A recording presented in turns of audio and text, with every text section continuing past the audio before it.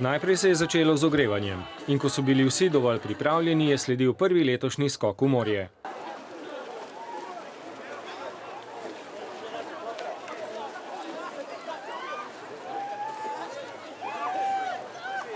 Po preplavanih 30 metrih so plavalci in plavalke stopili mokri, a navdušeni na sosednji pomol.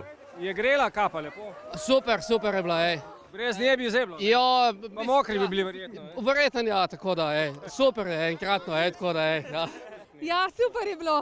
Ni to hladno, kot sem mislila. Noro, ja, okej. Grozno! Kaj pa vi s kravatami? Malo smo prišli na en poslovni obisk.